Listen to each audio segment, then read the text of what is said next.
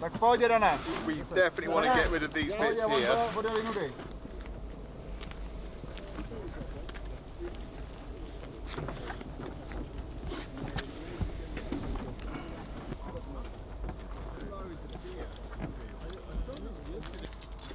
Jo.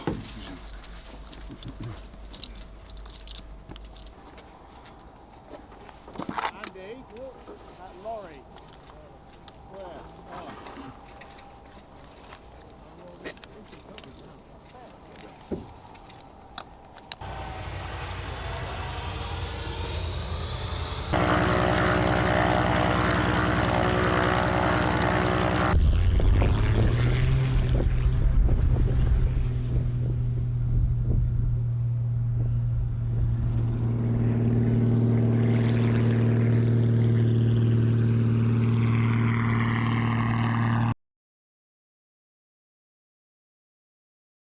We're here to reveal this beautiful Oracle Red Bull Racing RB22 Formula One.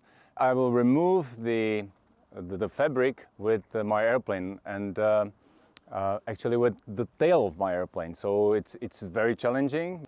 I'm approaching the car very low, 1.5 meters roughly above the ground. I have to actually dive.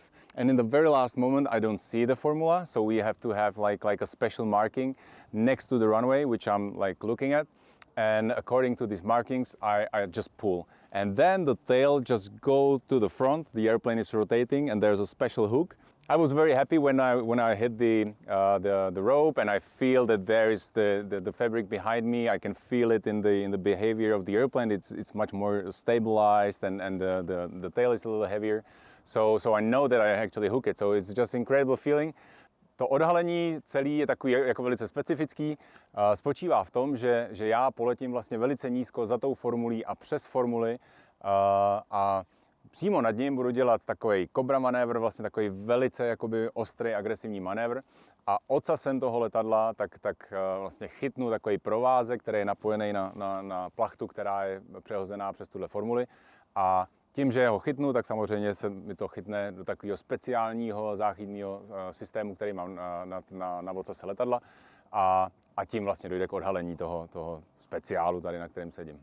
Je to úžasný, prostě je zatím spousta práce, příprava všeho, prostě ten projekt, aby vlastně jenom já proletěl na tou formulí a ve správný okamžik správně jsem chytil vlastně tu plachtu, která vlastně zakrývá tu formuli.